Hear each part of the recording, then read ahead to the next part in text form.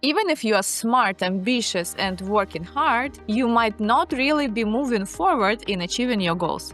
And it might feel really frustrating. In this video, we will uncover 7 habits that keep driven people stuck. The kind which makes you feel exhausted but unfulfilled, busy but unproductive, motivated but somehow still not making the leap. More importantly, I will give you real working tools to break free, so you can finally move from potential to actual results. Let's dive in. Hello, my dear leaders. Victoria here. Welcome back to Psychology and Business. With a background in psychology, many years in the corporate world in leadership positions, and consulting high-performing entrepreneurs and leaders, I've seen all of them many times across industries, cultures, and personality types. And yes, even in myself. Because no matter how intelligent, driven, and successful we are all humans, and we all fall into mental habits that keep us stuck. So let's dive in, starting with the first habit that keeps so many of us back. The first habit is planning way too much. Some people don't plan anything, but usually successful people from business world have many plans, and these plans are usually unrealistic. So we keep demanding too much from ourselves and planning way too many things to be done. 1 week has only 168 hours. Some of those hours we will sleep, hopefully. Some other hours we will spend by eating, going to sport, and so on and so on. And then the rest of productive hours we have to split carefully between our activities. Usually it's not that many hours. However, quite often we plan so much that in reality we would need 350 hours per week. Absolutely unrealistic. Moreover, we usually plan so much that we have to multitasking. And focus switching time is not considered whatsoever. So, how to break free? Start by budgeting your time like money. You can count your budget wisely, you can count your calories intake wisely, and you can also count time wisely. And I would definitely recommend to do it. So basically evaluate how much time you actually need to do this or that activities, and next time plan properly. If you are managing your project or company, you usually do it for business activities, but we quite rarely do it for our personal life activities. So important thing number 1 is to track time realistically and then plan accordingly, also realistically. And number 2 is to make priorities, clear priorities. For example, top 3 main goals for today, or for the week, or for the month, for the year, and so on. Some in Agile or Scrum, we call it sprint goals, so put the sprint goals for yourself. And stop multitasking. Start single tasking. So 1 activity per time. Because focus switching takes a lot of time and it's basically a waste. Habit number 2 is procrastinating on what truly matters. Procrastination is not about laziness. You are busy. From the side, people would say that you are occupied the whole day long and you feel like you did that much. But there are no results because you were scrolling LinkedIn, you were checking emails, you were doing something not meaningful, not leading to achieve your goal. I have a full video dedicated to procrastination. You can watch it here or via the link in the description. But here and now, just to summarize. Procrastination might mean that the goal which you put to yourself is actually not your goal, but something you must do and you don't actually want to do it. Or maybe this goal is obsolete and is not relevant anymore. Or maybe there is a conflict of priorities in your schedule or in your life goals. Maybe you are scared of failure and maybe even of the success, because both of that will lead to the change in your daily routine or in your status and so on. And also procrastination might mean that you are so overwhelmed and exhausted that it is time to calm down. How to break the procrastination? Identify why it happens and then take actions accordingly. You might to completely remove your goal from your to-do list, or rephrase it somehow in a way that it is actual and not obsolete, and it's your goal and not someone else. And of course, it's important to take care that you are not overwhelmed and you are not very close to burnout, because it's very dangerous. So that keep the procrastination as a sign of I might need to slow down. Analyze your schedule and make the decision. Habit number 3 is constantly comparing yourself with others. Social media plays huge role into this. This is a huge potential problem because if you open Instagram, TikTok, LinkedIn, or any other social media, you will see people who are super successful. They're traveling, they have great, perfect families and super successful business and everything you can only dream about. And of course, from the people around us, we would choose those who are more successful than us and would compare us with them. In reality, social media is only partially real. And partially, it is a very polished version of reality where failures are not shown or shown in a way that it was bad, but now it's super great, super successful success. And everyone is in continuous happy end, which is not realistic in real life. Nobody speaks about those who did not succeed. We only see 1 in a million or 1 in a billion and compare us to them. First of all, it's a mind games. If you have 300 or 500 friends from school, university, and so on, not that real friends, but people you know and you are connected in social media, some of them will be, of course, always on vacation. So every day, some of them will be somewhere traveling, and you will open and see, that person is traveling and I'm working. That person is successful, I'm not. No, it's just you have too many friends. First of all, you follow them because they are super achievers and they probably have big team behind, which we don't see, and people who do a lot of work because a lot of stuff is delegated, automated, and so on, but could be also presented and sold as I did it myself. However, it could be the team behind. This is what I call the polished reality. It is a reality, it is an achievement, but very polished one. Of course, everyone knows that we have to compare us with ourselves in the past.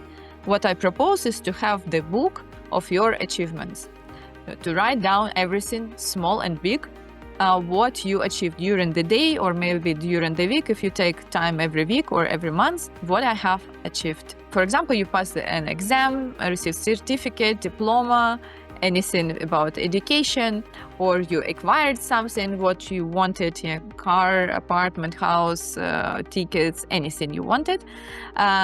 Maybe you built some relationship you wanted to have. You found a partner, a business romantic, or anything you wanted to have there.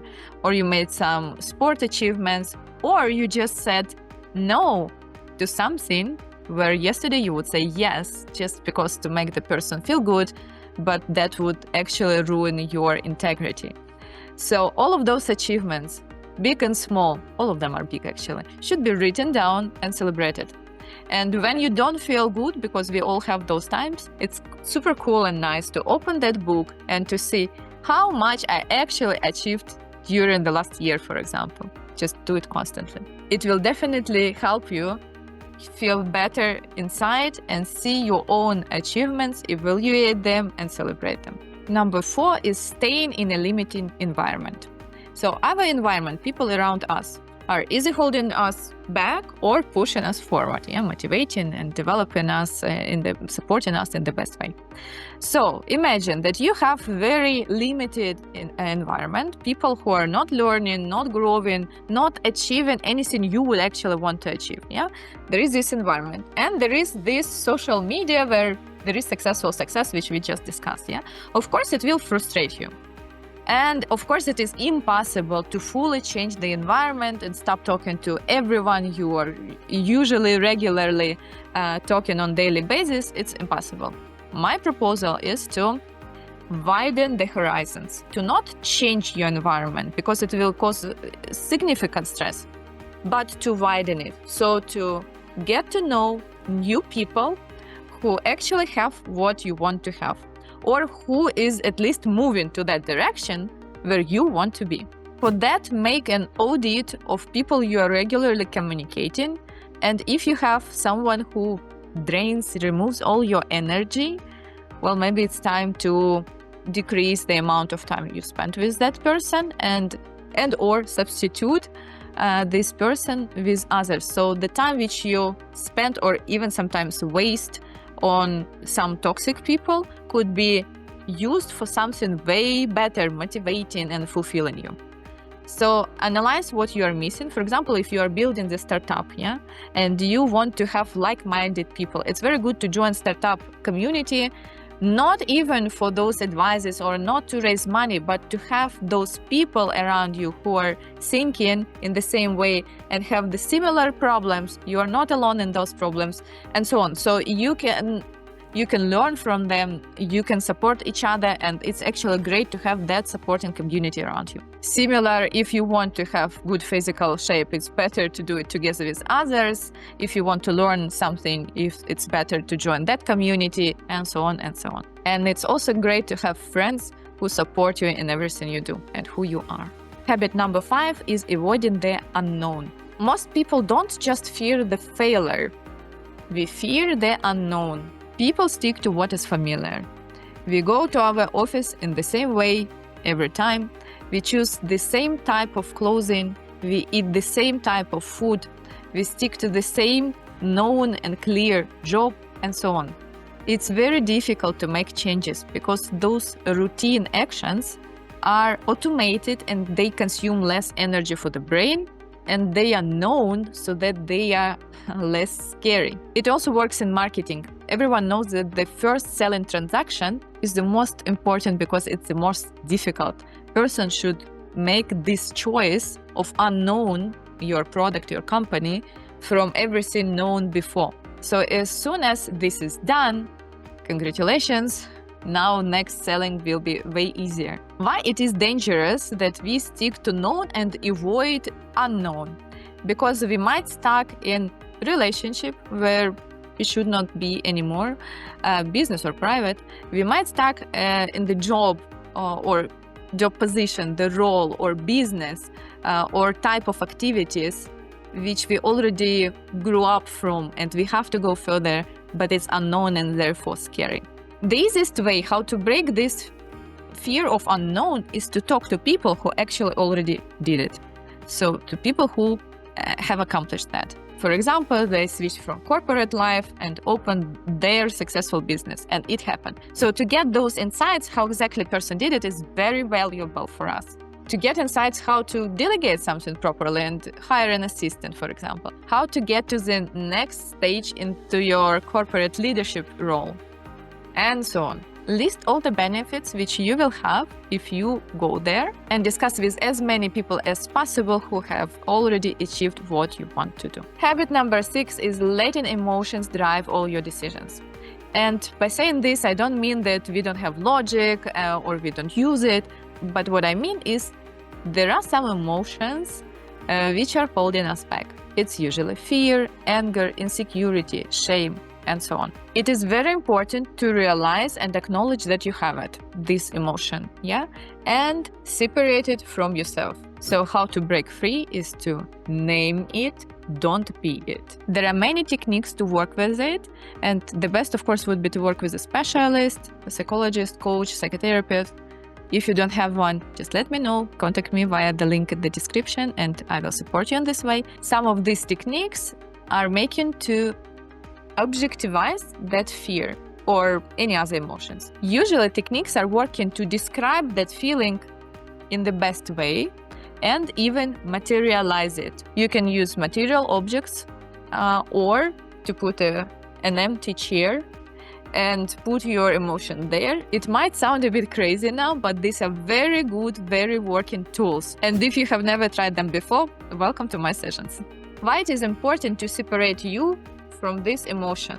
This emotion is most probably caused by an idea or another person who gave you that idea that it is impossible if you are, this years old or this gender or this nationality or this background. It is impossible to achieve something you want to achieve. So usually it comes not from you and your mind, but from someone else. And it is very important to differentiate what is you and your vision and your values and how you see the life and what is possible for you from the mindset and the picture of the world of that person. And maybe to remove previous bad experience, traumas, and so on. Everything is possible. everything. The last but not least is waiting for the perfect moment. First, I have to start successful, and then I will. First, I will acquire that position, and then I will. First, I need to build a network, and then I will. First, I will lose several kilos, and then I will. First, I will make the renovation of my apartment, and then I will finally live the life. So basically, all of this is a syndrome of postponed life. There will never be a perfect moment. We just have to start living now. How to break free here is to shift from perfectionist into progress season.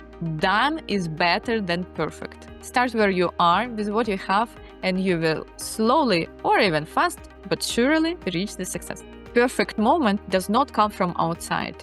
It's an internal decision, conscious decision. I make this moment perfect, and therefore I start by my own wish right now. So right now, without waiting any longer, do that thing which you were postponing for a long time. Small mindset changes lead to a big momentum. And if you feel stuck, it's probably the perfect moment to go to the next level.